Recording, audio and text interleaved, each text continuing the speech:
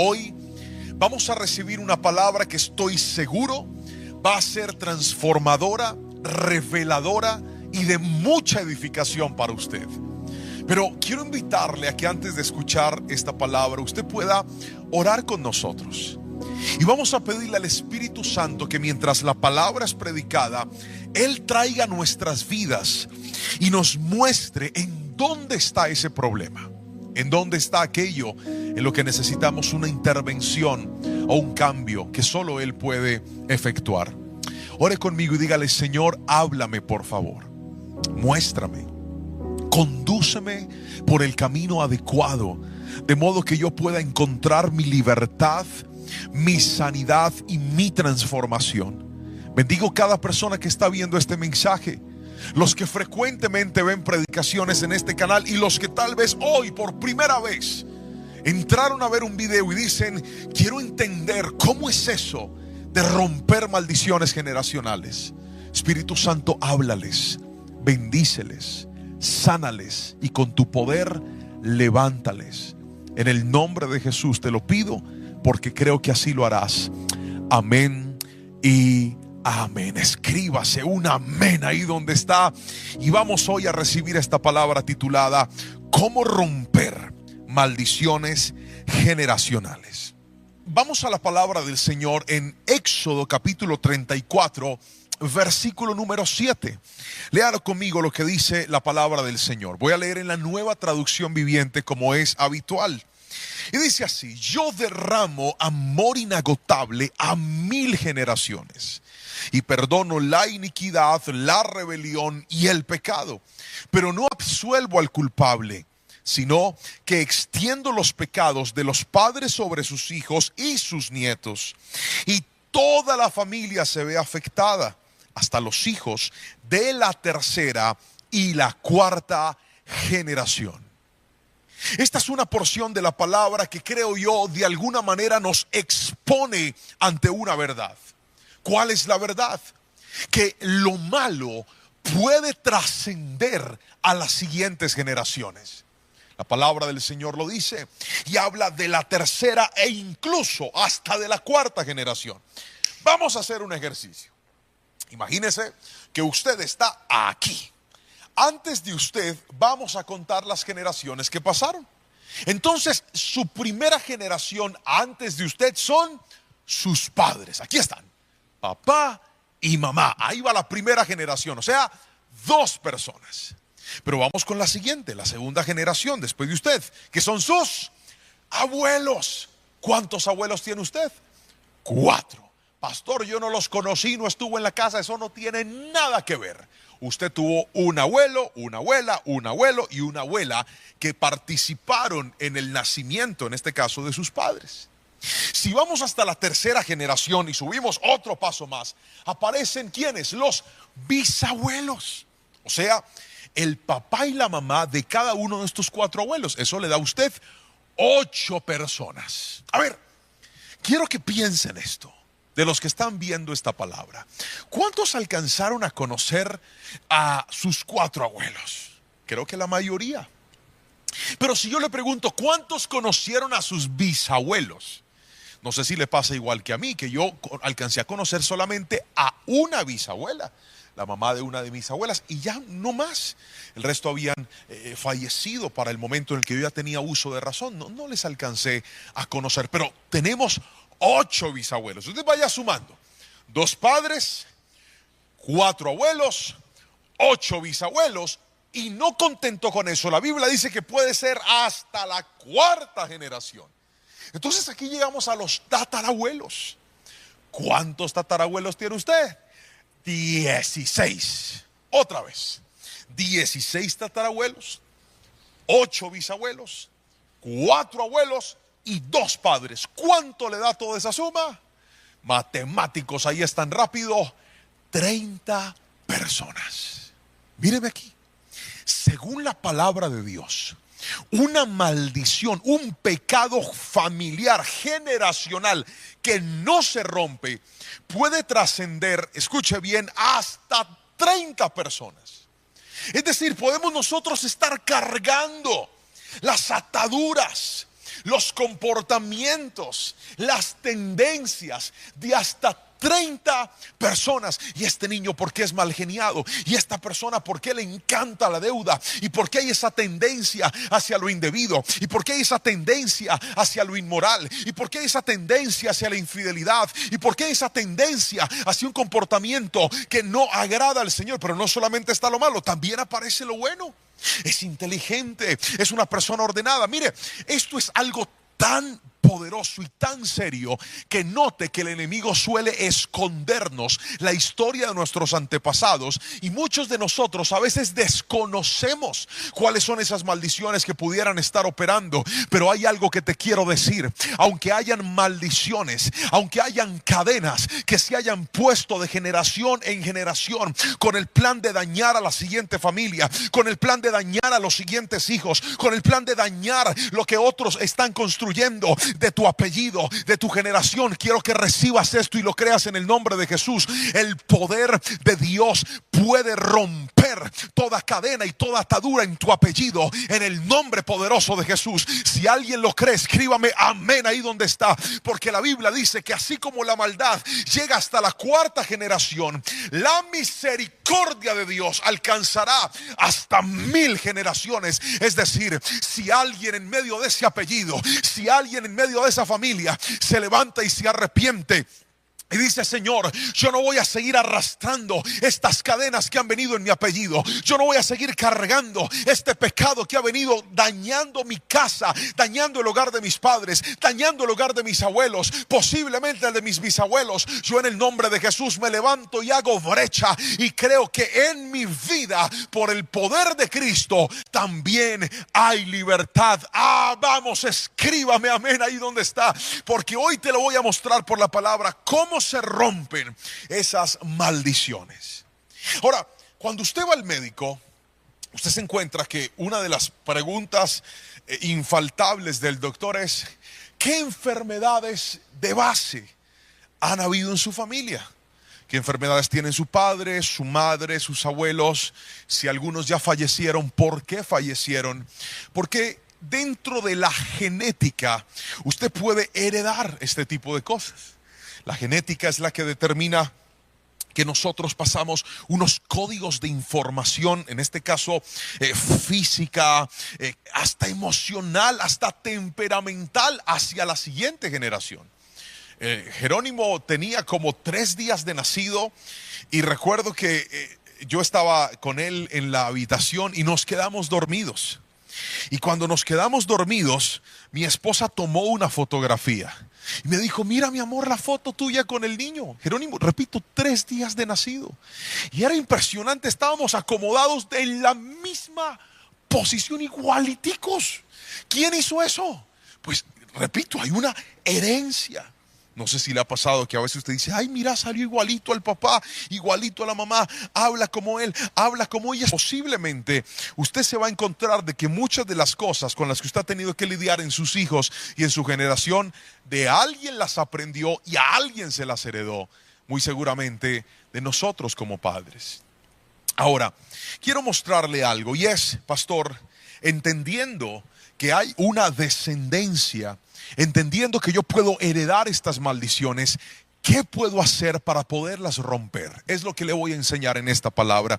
Y vamos al primer punto. Escriba, por favor. Primero, identifique las ataduras. Otra vez. Primero, identifique las ataduras.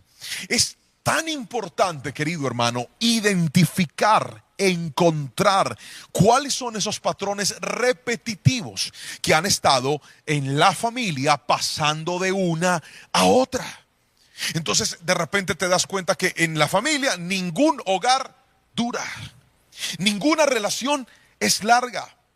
Hay familias en donde la deuda parece ser la constante, hay una esclavitud hacia las deudas.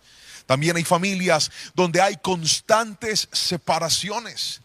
Familias donde hay adicciones al licor, al cigarrillo, a las drogas, a los juegos. Adicciones constantes.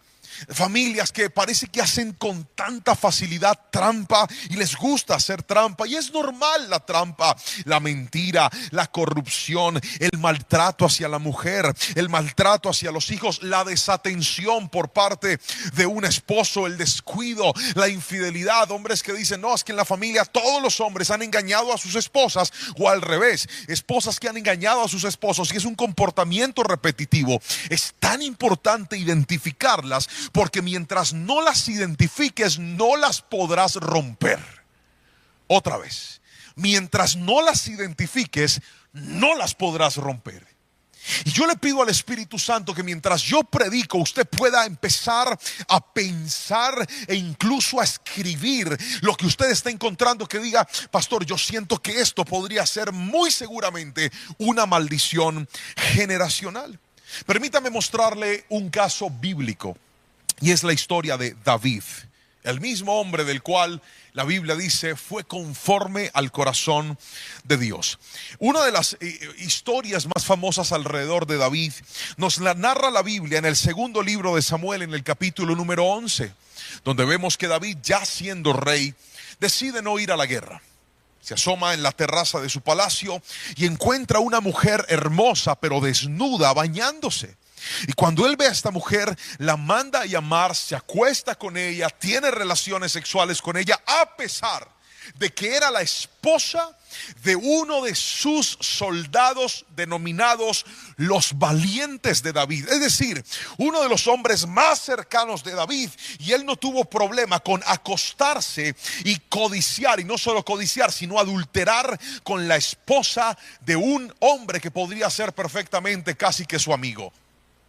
¿Esto qué pecado es? Se llama adulterio. Y fue una de las cosas que le hizo tanto daño a David, pero nosotros conocemos la historia. Fruto de esta unión, David no solamente se acuesta con ella, sino que además manda a matar al esposo de ella. Mire todo lo que un pecado sexual empezó a ocasionar en la historia del dulce cantor de Israel. Termina él casándose con esta mujer luego de que mata a su esposo. Y tras esta situación, dice la palabra, que ella queda embarazada.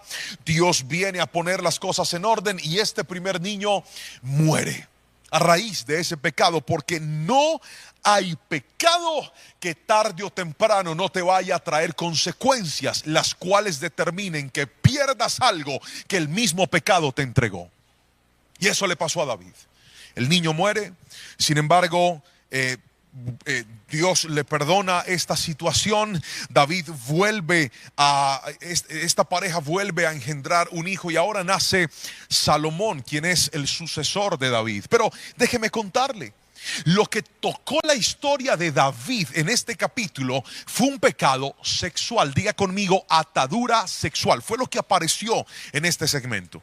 Y cuando encuentras toda la historia de la familia, porque estamos hablando de las maldiciones generacionales, el capítulo 12, es decir, el siguiente capítulo de la historia, nos cuenta lo siguiente. David tenía un hijo que se llamaba Amón y tenía una hija que se llamaba Tamar. Ellos eran medio hermanos, eran hijos del mismo padre, pero hijos de diferente madre. Y dice la palabra que Amón se enamora de su hermana Tamar. Y se enamora al punto de que él quiere y se arma una película. La engaña para que ella vaya a cuidarlo, porque según él estaba enfermo. Pero realmente lo que hace Amón es violar, abusar sexualmente de su hermana. Y luego de que hace esto, lo cual es un pecado terrible llamado incesto, que a los ojos de Dios no es adecuado ni es correcto. Y entonces, tras ese incesto, pasa lo que pasa después de toda relación sexual indebida.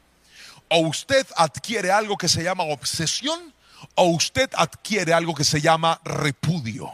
Y eso fue lo que le pasó a Amón. Después de acostarse con su hermana, abusarla sexualmente, la repudió, la rechazó.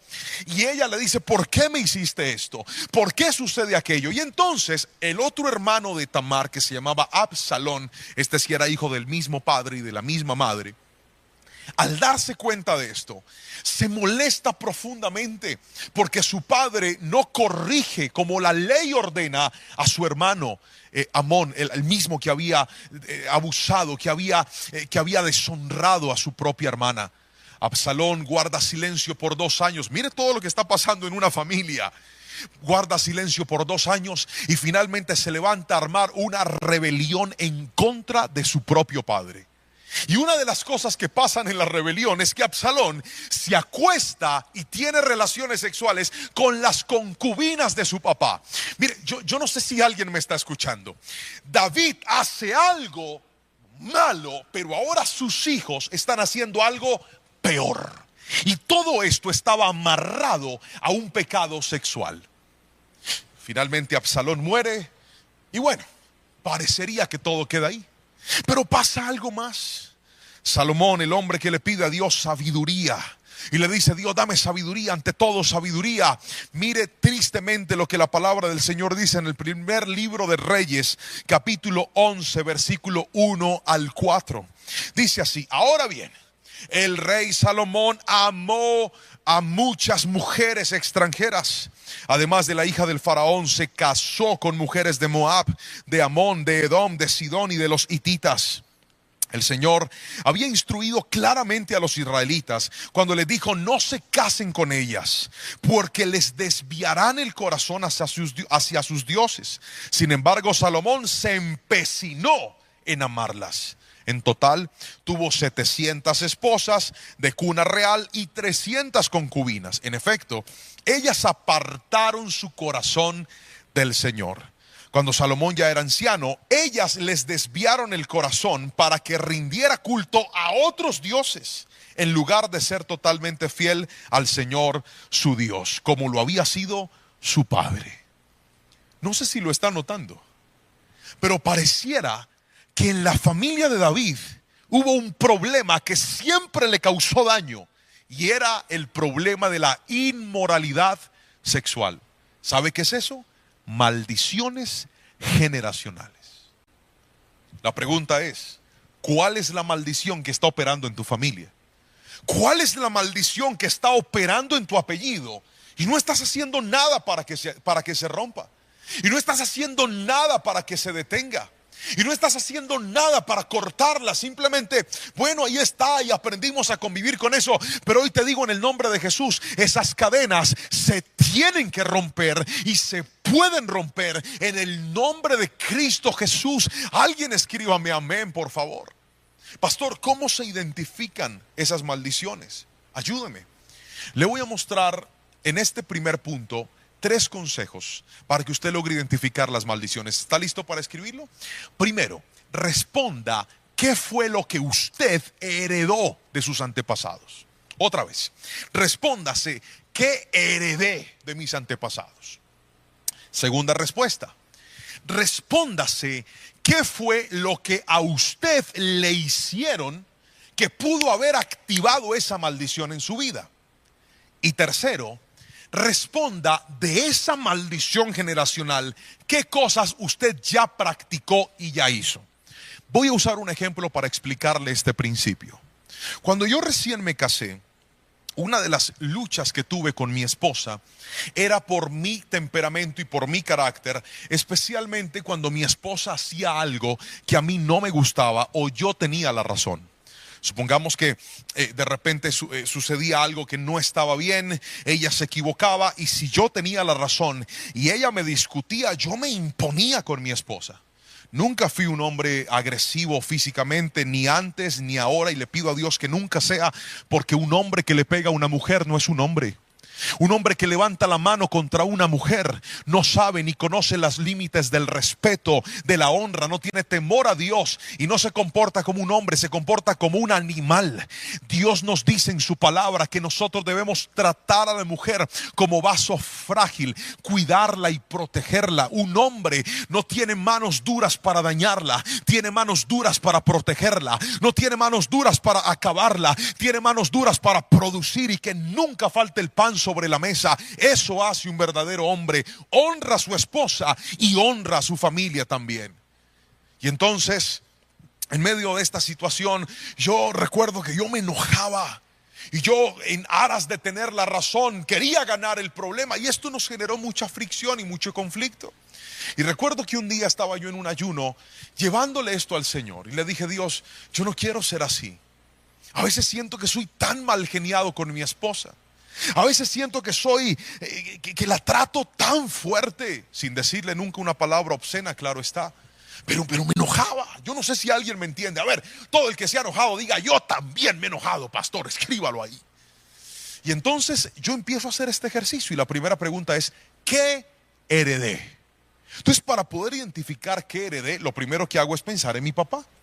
Y digo: a ver, ¿cómo trataba mi papá a mi mamá? Ellos hasta el día de hoy son un hogar que ha estado unido. Pero vino a mi mente dos momentos. Uno en el que mi papá estaba discutiendo con mi mamá, estaban alegando, discutiendo de palabras. Y de repente, en medio de esa discusión, yo vi a mi papá tomar a mi mamá de los brazos, duro, la sacudió y la empujó contra un armario. ¡Pah! Cayó mi mamá ya. Yo estaba muy chiquito y yo me asusté cuando vi eso. Y luego vi más grande otro episodio parecido, en donde ellos tuvieron un altercado. Y vi esa situación y dije: yo creo que yo heredé eso de mi papá. Nunca mi esposa la he agredido físicamente, repito, Dios me guarde, eso no lo hace un verdadero hombre. Pero dije, cuando se trata de pasar un límite, en este caso con las palabras, lo heredé de mi papá. Luego empecé a buscar en la historia de mis abuelos. Y llegó a mi mente cuando me compartieron la historia de uno de mis abuelos, en donde claramente hubo también hombres que no supieron tratar a sus esposas. Entonces dije: lo heredé. En mi familia hay eso. Hay hombres que no saben tratar a sus esposas. La segunda pregunta es: ¿qué me hicieron? Y estaba yo pensando en eso. Y en medio de ese ayuno, el Señor me llevó a mi primaria, segundo de primaria. Yo no sé por qué me acordé de ese momento, pero me fui cuando estaba en la escuela y en ese momentito yo me sentaba siempre adelante. Mi papá me enseñó las tablas de multiplicar, pero con juguete. Me dijo 4 por 4 y si yo me equivocaba, páquete. No estoy diciendo que esa es la forma correcta de enseñarlos, pero le estoy compartiendo que así me las enseñaron y me las aprendí. Gracias al Señor, a mí siempre me fue muy bien en el estudio. Y yo me sentaba adelante, en la primera fila. Y recuerdo que ese día la profesora Alcira, jamás olvidaré ese nombre, que el Señor la tenga en fuego lento, estaba ahí. Y dijo: saquen una hojita. Y todos sacamos una hoja. Y dijo: márquenla con su nombre. Yo la marqué con el nombre. Nos iban a hacer examen de las tablas de multiplicar. Y entonces, en medio de ese momento, la profesora empezó a dictar 4 por 4. Y yo: 4 por 4. 5 por 7, 5 por 7. Porque es que yo desde chiquitico tenía una costumbre. Cuando a mí me hacían un examen o un taller, yo primero escribía todas las preguntas y después escribía todas las respuestas. Esa era mi costumbre. Entonces la profesora dictó 10 tablas de multiplicar.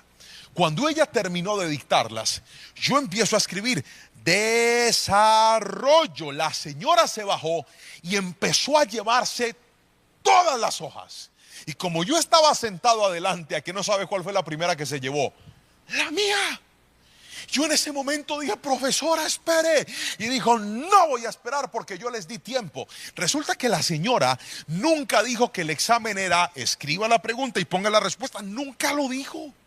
Yo pensé que tendría tiempo para responder, pero la señora no nos dio tiempo. Por eso le digo: ojalá Dios la tenga en fuego lento y le perdone eso.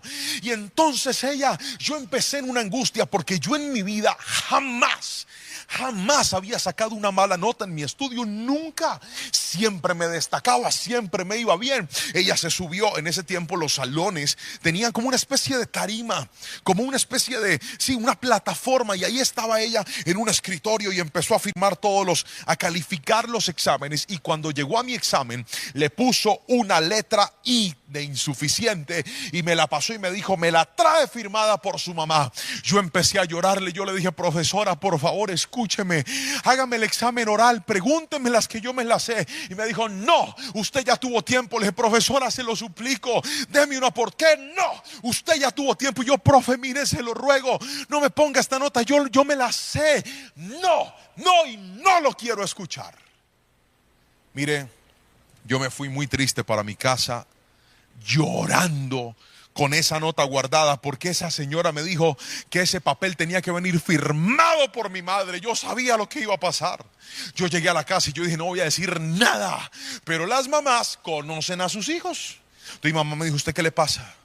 Y yo le dije, no me pasa nada. Y me dijo, ¿usted le pasa algo, Juan Pablo? Le dije, no me pasa nada, mamá. ¿Usted qué tiene? Le dije, nada. ¿Usted qué hizo? Algo hizo. Y mire, parece que tuvieran telepatía. Abrió la maleta justo donde yo había guardado el examen. Cuando lo saca y me dice mi mamá, ¿qué es esto? Y yo le dije, mamá, es que yo saqué una mala nota y no le alcancé a explicar. Me dijo, usted nunca me vuelve a traer una mala nota. Ya le iba a explicar a mi mamá y fue y me dio una pela que usted no se alcanza a imaginar por haber sacado una mala nota. Y entonces yo en ese ayuno pensaba y yo decía, Señor, ¿tú por qué me haces acordar de esta señora Alcira y de mi mamá? Si han pasado tantos años, yo ahora estoy casado, tengo a mi familia. ¿Qué tiene que ver Alcira, mi mamá, con mi esposa? Y el Señor me hizo reflexionar en esto y me dijo, nota bien lo que pasó. ¿Estás identificando ese suceso en tu vida? Primero, pasó con 2 mujeres. Segundo, fue el mismo día. Y tercero, aunque fueron 2 escenarios diferentes, fue la misma situación. ¿Cuál? Yo tenía la razón, pero ninguna de las 2 me quiso escuchar. Ninguna de las 2 me quiso dar la oportunidad de contar lo que había pasado, sino que se impusieron. Y era como si desde ese momento mi mente hubiera codificado un patrón. ¿Y cuál era el patrón? A mí nunca una mujer me va a mandar a callar si yo tengo la razón. Y ahora ese patrón, por algo que a mí me hicieron, me estaba causando mucho daño con mi esposa. Yo no sé si esto está siendo claro para usted, pero le pido a Dios, como lo hice hace un rato, que mientras yo le hablo, Él le muestre a usted cuáles fueron esos episodios que tal vez te marcaron. Ese día que tal vez una persona te abusó, ese día que una persona te tocó, ese día que una persona te estafó, ese día que una persona hizo algo indebido en medio de tu infancia, en medio de tu crecimiento, y desde ahí tú quedaste con una marca, y ese efecto activó una iniquidad en tu vida, activó una maldición generacional que no te permite ser feliz. Pero hoy te digo, una vez se identifica dónde está el problema, podrás arrancarlo de raíz en el nombre de Jesús. Escríbame amén si lo cree. Pero lo tercero que le dije es, responda, ¿qué fue lo que usted hizo?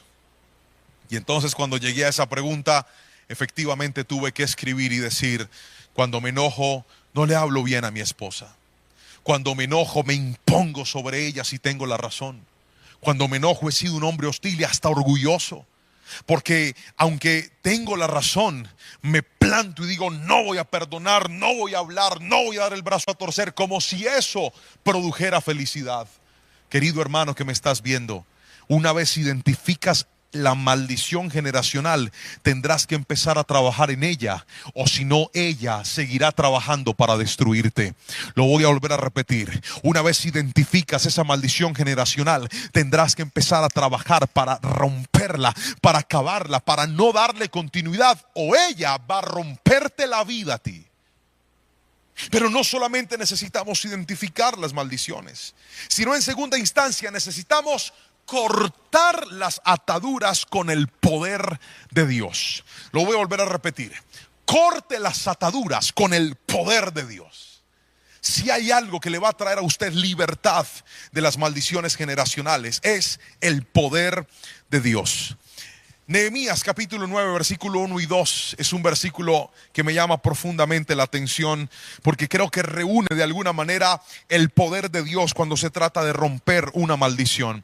Y dice así la palabra del Señor: el 31 de octubre el pueblo volvió a reunirse en asamblea. Esta vez ayunaron, se vistieron de tela áspera y se echaron polvo sobre la cabeza. Los de ascendencia israelita se separaron de todos los extranjeros para confesar sus propios pecados y los pecados de sus antepasados. Amén y amén.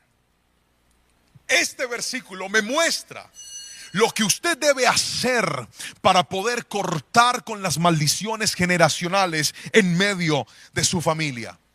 Lo primero, quiero que escriba por favor, estamos en el punto 2. Pastor, ¿cómo se rompe con el poder de Dios? Es lo que le voy a responder en este momento. Escriba por favor 2.1. Estoy en el punto número 2.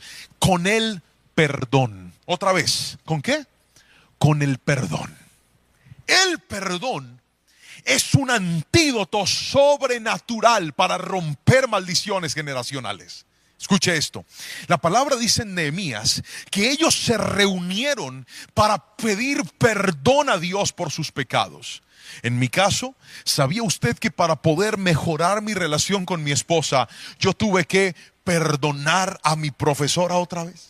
Perdoné a Alcira.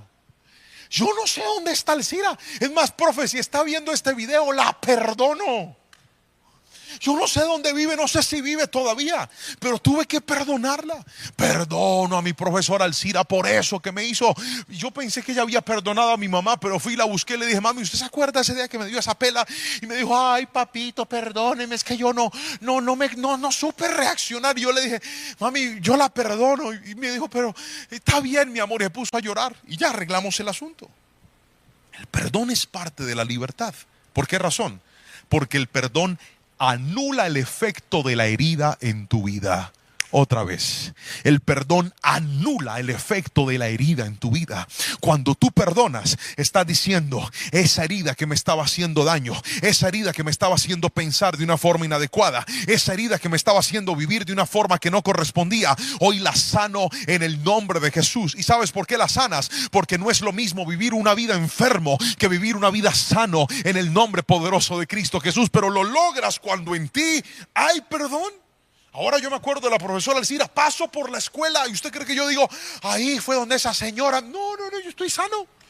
Ya, si la llego a ver le daría un abrazo, por ejemplo, porque la sanidad une lo que estaba roto. Perdón.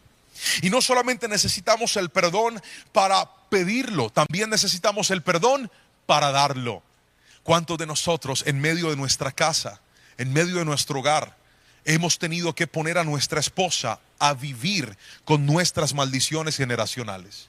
Y ella ha tenido que afrontar lo que tal vez tu mamá tuvo que afrontar con tu papá, o tu papá tuvo que afrontar con tu mamá, y ahora tú se lo estás haciendo vivir a tu esposa. Hoy te digo, ¿quieres libertad? Siéntate con esa mujer y las veces que sea necesario dile, mi amor, perdóname, yo quiero trabajar para mejorar, yo quiero trabajar para ser otra persona, yo quiero trabajar para que nuestros hijos crezcan en un hogar diferente, quiero trabajar para que nuestros hijos crezcan en un estilo de vida diferente. Pero perdóname por ese momento en el que te hablé, en el que reaccioné de esa forma. Pero no haga el perdón después de 4 días de no hablarse, hágalo inmediatamente. Si algo pasó mal, arréglelo. Cuanto más rápido perdone, menos grande será el efecto de la herida. Si me estoy explicando con la suficiente claridad, dígame amén, por favor. Lo segundo es la intercesión. 2.2, estoy en el segundo punto. ¿Cómo se corta con el poder de Dios? Primero, con el perdón. 2.2, con la intercesión. ¿Qué es la intercesión? Nehemías lo dice. Cuando ellos estaban en medio de este momento de consagración, empezaron a orar, note esto, por sus pecados y por los pecados de sus padres. Otra vez, pidieron perdón por sus pecados, pero también por los pecados de sus padres. ¿Sabe qué es eso? Interceder. ¿Cuántos de nosotros se nos ha olvidado que nuestras oraciones no son solamente por nosotros, son también por nuestra familia? Ore, Y diga: Señor, trae libertad sobre mi vida, pero también trae libertad sobre el hogar de mis padres. Trae libertad sobre esa relación de mis abuelos si todavía están con vida. Señor, yo te pido perdón por los errores de ellos. Alguien tiene que levantarse a hacer brecha por su generación. Alguien tiene que levantarse a decir: Dios, perdona esa familia, perdona este apellido que no te ha honrado, perdona este apellido que ha vivido en tanto desorden. Pero yo quiero ser esa persona que se levante a dar ejemplo. Yo quiero ser esa persona que cuando busques esta familia encuentres que en medio de este apellido, donde hubo desorden, donde hubo maldad, donde hubo pecado, donde hubo inmoralidad, también se levantó un muchacho, una muchacha, se levantó un hombre, una mujer, diciendo: Señor, yo no quiero, me rehúso a seguir viviendo de la misma manera. Y no solamente te pido perdón por mis pecados, te pido perdón por los pecados de mi padre, te pido perdón por los pecados de mi madre, te pido perdón por su indolencia, te pido perdón por su indiferencia. Señor, alcánzalos a ellos. Eso es ser un intercesor. Pero ¿sabe por qué mucha gente no ve el cambio en su familia? Porque oran por ellos, pero no oran por su familia. Así no diga ven. Así es. Ore por su familia. Interceda. Clame por ellos. ¿Cómo es posible que estás viendo desorden en tus hermanos y tú pues allá ellos con Dios? Ora por ellos, levántate temprano, arrodíllate y dile: Señor, así como me estás cambiando la vida a mí, cámbiasela a mi hermano, cámbiasela a mi hermana. Yo en mis fuerzas no puedo hacer nada, pero tú con tu poder lo puedes hacer todo. Interceda. La intercesión rompe las maldiciones generacionales. Si alguien me está entendiendo, dígame amén, por favor. Yo sé que le estoy dejando muchas tareas, pero no he acabado. Me falta otra. Escriba 2.3. ¿Cómo se cortan las ataduras con el poder de Dios? Este es el momento del resumen. Escriba: primero, con perdón. Segundo, con intercesión. Tercero, con ayuno. Otra vez, ayuno. Dice la palabra en Nehemías que el pueblo se reunió en asamblea y esa vez ayunaron. ¿Por qué el ayuno es tan poderoso, pastor? Porque el ayuno, escúcheme bien, es tan subestimado hoy por los cristianos. Es tan subestimado por la gente. La gente le gusta cantar, la gente le gusta escuchar predicaciones, la gente le gusta orar, a algunos les gusta leer la Biblia, pero hay gente que no le gusta ayunar. Querido hermano, ¿y usted no se ha dado cuenta que una de las armas más contundentes en el mundo espiritual es el ayuno? ¿Por qué, pastor? Por algo tan sencillo como esto. El ayuno controla la carne. El ayuno educa la carne. El ayuno le dice a la carne: pues no vamos a comer lo que quieres cuando quieres. El ayuno le dice: vamos a disciplinarnos. El ayuno le enseña a la carne, a este estuche, a decir no, aunque puede decir sí. El ayuno, escuche bien, es una herramienta tan necesaria. La gente, cuando aprenda a ayunar, empezará a ver cambios que nunca había visto en su familia. Pastor, ¿cómo ayuno? Hay muchas formas de ayunar, pero déjeme darle la más básica. Cuando usted haga un ayuno, por ejemplo, dígale: Señor, la última comida que me voy a comer hoy será a las 6, a las 7, a las 8 de la noche, qué sé yo. Y no como más. ¿Cuándo vuelvo a comer? Al siguiente día, a la misma hora. Eso es un ayuno. 6 de la tarde levanto mi ayuno.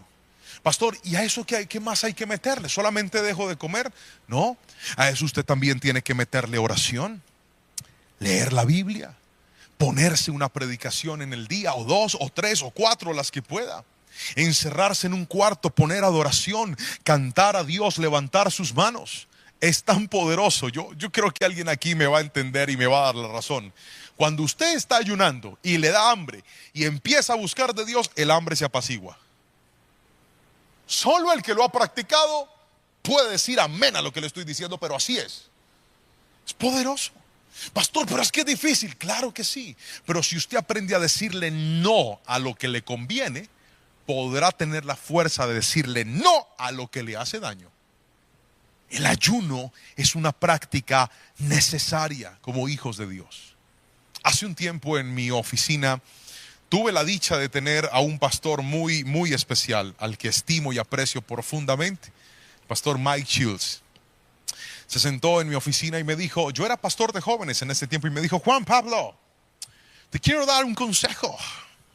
Enséñale a los jóvenes a ayunar redes sociales. Enséñale a los jóvenes a ayunar el uso de su celular. Enséñale a los jóvenes a ayunar tiempo de ocio y de esparcimiento. Diles, voy a dejar de hacer esto por estos días o por este tiempo. Yo me quedé mirándolo así. Y lo primero que dije, sí, la Biblia, ¿dónde dice eso? Pero no se lo dije a él, lo pensé, lo dije por dentro. Y entonces él me dijo, me lanzó la siguiente frase: porque todo lo que te controla y te lleva a lo indebido tiene que ser sometido al ayuno.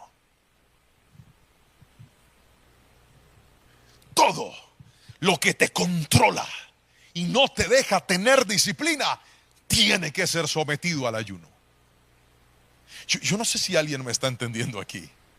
¿Cuántas cosas hoy por hoy te están controlando? ¿Cuántas cosas hoy por hoy te están dominando? Y tú dices, pastor, yo con esto no puedo. Sométalo al ayuno y usted va a ver el poder de Dios sobre su vida. Sométalo al ayuno y usted va a activar un rompimiento en su vida en el nombre de Jesús. Pastor, es que yo veo a esa persona y siempre caigo en lo mismo. Veo a esa persona y siempre termino fornicando. Sométalo al ayuno y diga, no más, corto con eso, hago un freno con esto definitivo y vas a ver la libertad de Dios en el nombre poderoso de Jesús. Alguien tiene que escribirme amén, por favor, si lo cree. Pero aquí voy a darle lo tercero y último. Y con esto voy a cerrar esta palabra. Pero entonces déjeme recapitular. Usted sabe que a mí me gusta que esta predicación usted no solamente la escuche, sino que también la entienda, la escriba y la practique. Y por eso nos esforzamos de ser lo más claro posibles para que realmente esta palabra pueda atesorarse en su corazón y en su vida. Pero déjeme recapitular. Hoy aprendimos cómo romper las maldiciones generacionales. Le enseñé que una maldición generacional tiene el poder de llegar hasta la tercera o incluso hasta la cuarta generación.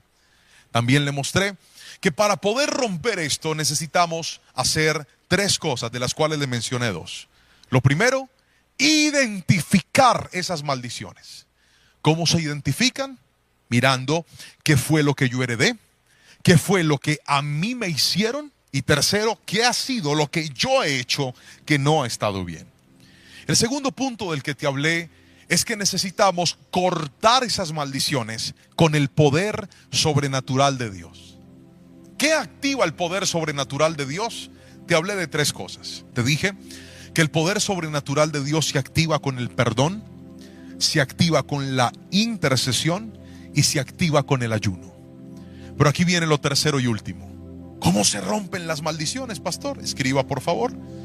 Cuidando nuestra libertad.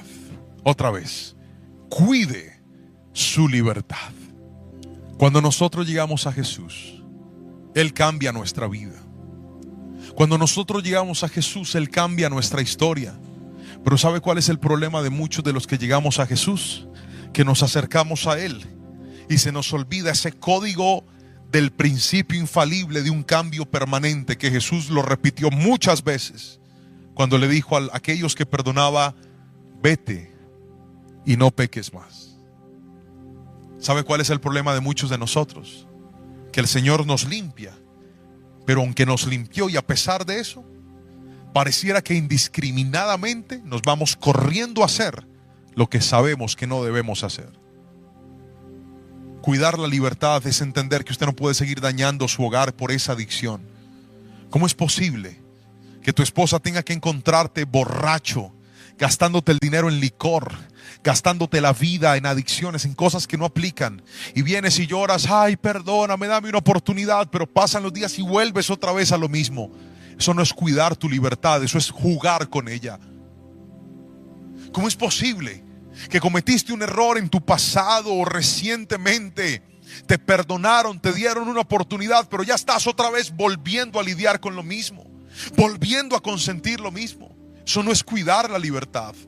Cuidar la libertad es mirar de dónde me sacó Dios, y en lugar de mirar a dónde debo volver, colocar tu mirada hacia dónde Dios me quiere llevar. Cuidar la libertad es decir: Señor, ya no quiero seguir viviendo más esta vida de pecado, de desobediencia y de maldad.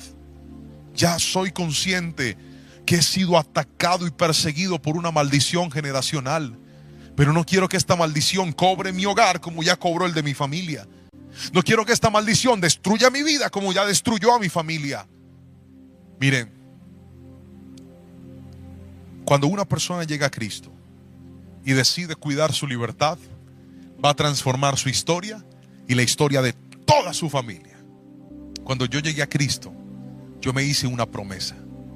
Y esa promesa es: yo nunca voy a tomar licor. Nunca. Por favor, ayúdame, Señor. Y hasta el día de hoy, Dios me ha permitido cumplirle esa promesa a Dios. El Señor me ha ayudado a cumplirle esa promesa a Él. No porque yo sea muy fuerte ni muy bueno, sino porque un día yo fui consciente de que hay ataduras que han estado en mi familia que yo no pretendo permitir que se metan en la mía. Y para gloria y honra del Señor, hoy soy pastor, hoy sirvo al Rey de Reyes y Señor de Señores. Y aunque no puedo contar eso de mis padres ni de mis abuelos, Jerónimo, y si Dios da la vida, mis nietos sí dirán: algún día en esta generación se levantó un hombre que rompió una maldición y dijo: no quiero seguir viviendo como este patrón me está enseñando. Quiero vivir la vida que Cristo ha prometido para mí y para los míos. Si usted es uno de ellos, quiero que por favor escriba amén ahí donde está. Y permítame hacer una oración por usted hoy. Y vamos a decirle al Espíritu Santo que traiga sobre